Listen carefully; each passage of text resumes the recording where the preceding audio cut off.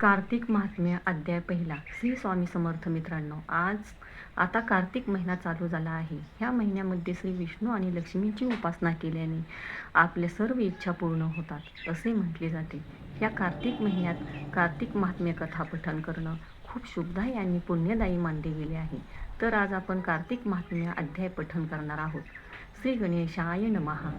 एकदा नारद देवादिदेव भगवंतांच्या दर्शनाकरिता स्वर्ग लोकाहून द्वारकेस गेले. नंतर भक्तीने कृष्णांची पूजा करून कृष्णांना एक पारिजातकाचे फूल देत झाले. कृष्णांनी ते फूल घेऊन रुक्मिणीला दिले. इतक्यात नारदांनी त्वरेने जाऊन ती सर्व हकीकत सत्यभामेला सांगितली. मग भगवान कृष्ण सत्यभामेच्या गृही गेले. तो आपली प्रिया दुःखित होऊन एकीकडे बसली आहे असे त्यांनी पाहिले. तेव्हा भगवान हसून म्हणाले, हे प्रिये, तुला कशापासून दुःख झाले ते मला सांग. तेव्हा रागाने तिचे ओठ थरथर कापत आहेत. अशी सत्यभामा म्हणाली की परिजातकाचे फूल मला न देता तुम्ही रुक्मिणीला का दिले. तेव्हा वासुदेव बोलले की तूही माझी आवडती आहेस, तुलाही मी पारिजातकाचे पुष्प देईन.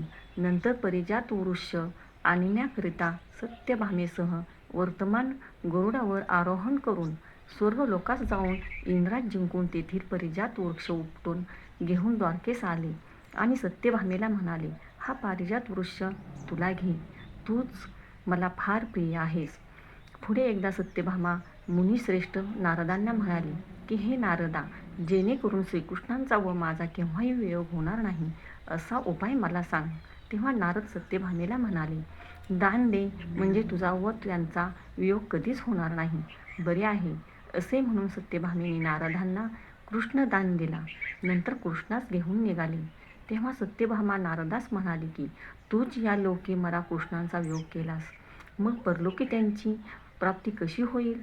तेव्हा नारद हसून म्हणाले, जर तराजूमध्ये श्रीकृष्णास तोलून त्यांचे भारंभार द्रव्य म्हणजे सोने मला देशील तर मी ह्याला परत देतो.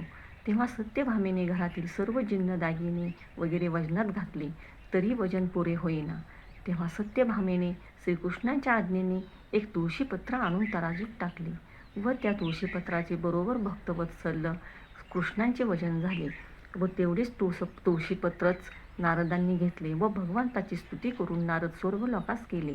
नारद कृष्णास विचारून गेल्यानंतर आनंदाने जिचे नेत्र प्रफुल्लित झाले आहेत अशी सत्यभामा कृष्णाला म्हणाली, मी धन्य आहे, कृतकृत्य आहे, माझी जन्म सफल आहे व माझे जन्मदाते आईबापही धन्य आहेत, ज्यांनी मला त्रिलोक्यात दैववती अशी उत्पन्न केली.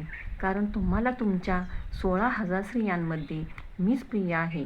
म्हणूनच मी भगवान कल्पवृक्षासह यथाविधी नारदास दान दिला. पृथ्वीवरील लोक केवळ ज्यांची वार्ताही जाणत नाहीत, तो प्रत्यक्ष कल्पवृक्ष परिजात माझे अंगणात आहे. त्रिलोक्यपती देवाचा मी अतिप्रिय आहे. म्हणून तुम्हाला थोडे विचारावे अशी इच्छा आहे.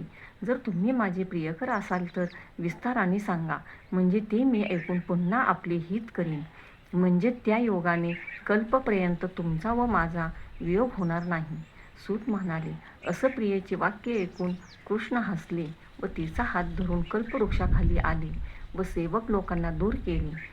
प्रियेच्या अतिप्रीतीने संतुष्ट होऊन रोमांचित असे भगवान कृष्ण हसत सत्यभामेस हाक मारून म्हणाले, हे प्रिये, 16,000 स्त्रियांमध्ये तूच एक मला प्राणाप्रमाणे अतिप्रिय आहेस. तुझ्याकरिता इंद्राशी व सर्व देवांशी मी विरोध केला. तू पूर्वी कोणती इच्छा केलीस ती चमत्कारिक गोष्ट ऐक. सूत म्हणतात, श्रीकृष्ण सत्यभामेची इच्छा पूर्ण करण्याकरिता गरुडावर बसून जेव्हा इंद्र लोकांस गेले व इंद्रापाशी कल्पवृक्ष मागितला, तो इंद्र देत नाही म्हणाला. तेव्हा गरुड रागावून त्याकरिता युद्ध करू लागला. तेने करून मी प्रसन्न झालो.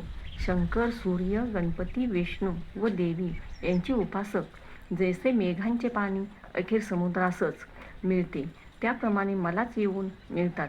मी एकच असून नावाने मी कृतीने 5 प्रकारचा झालो आहे.